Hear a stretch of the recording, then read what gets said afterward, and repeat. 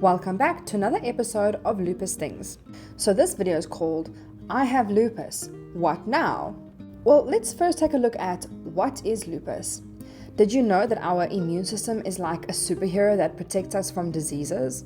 In the case of lupus, the immune system turns against our body and mistakenly attacks our tissues and organs instead of safeguarding them. Lupus is a chronic illness and currently there is no cure. However, with effective treatment, you can manage your disease and you may be able, with the guidance of your doctors, to go into remission.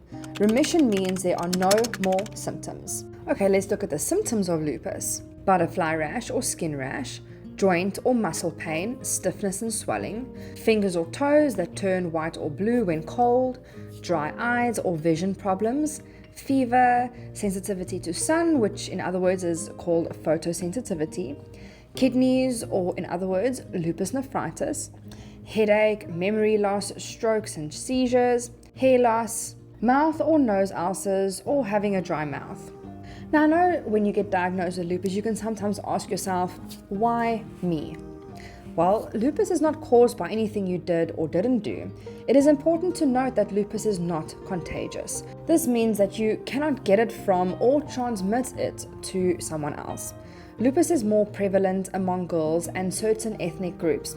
Additionally, there is a genetic component to the development of lupus, as it tends to run in families. Now let's look at how you can manage your lupus.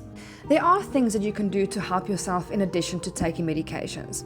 Things like you can learn about your condition and treatment so you can be involved in making decisions about your care.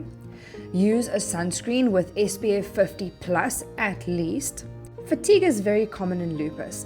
Pace yourself and plan things so you can take small naps if and when needed.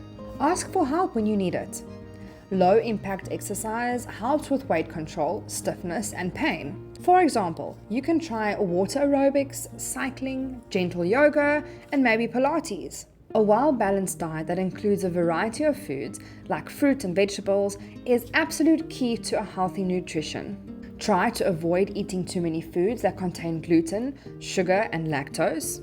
Ask your doctor which supplements could be beneficial, as many people with lupus have deficiencies.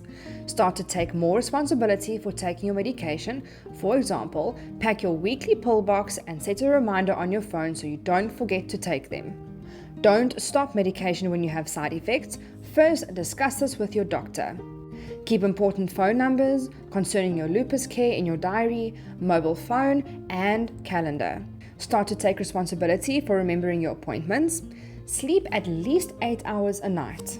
Some lupus warriors can feel a bit angry and sad. First, know that these are normal emotions when dealing with a long-term illness like lupus. You may feel overwhelmed or fearful, and you may not know who to speak to or how to process your big emotions. Try to dig deep. Be brave and talk to someone like your doctor or your school counselor or a therapist. You may find it helpful to even be in a support group with others you can relate to. Keeping your feelings bottled up inside can make you feel much worse. While it can sometimes feel like the opposite is true, you are not alone, my friend. So let's look at a few helpful tips. Work on developing coping strategies that you can use in all areas of your life, not just with your health. It's important to develop skills that help you manage your mood, find support when you need it, and manage your time effectively. If you are unable to continue participating in sports or activities you enjoy, consider exploring new interests that may require less energy. Living with a long-term condition can be challenging, but recognizing your strengths is super important. One way to lift your spirits is to create a cheer-up box filled with things that bring you joy, such as music, movies, or even photos. Some lupus warriors have a sense of worry when it comes to talking about their lupus with their friends. What you choose to tell your friends about lupus is completely up to you. You may only want to tell your very close friends because if no one knows about your disease, it's hard for them to be able to help you. It's important that your school is aware you have lupus. You can give them a pamphlet on lupus so that they can understand a bit better.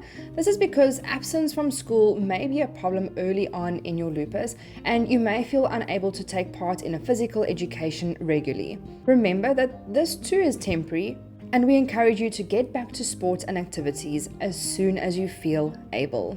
What's in the future for me? When first diagnosed with lupus, you may feel your life is all upside down and you have little control over it. There are major changes to make, such as frequent doctor visits, medications, and learning all about the disease. Although these adjustments can be difficult, they will lessen as you become more familiar with living with lupus. Your career goals, relationships, and having your own family are all realistic, and also important milestones to look forward to. Having a good understanding of lupus will enable you to take responsibility for yourself and your treatment program. Now let's look at things to avoid, because this is just as important. Number 1, alcohol, smoking, and drugs.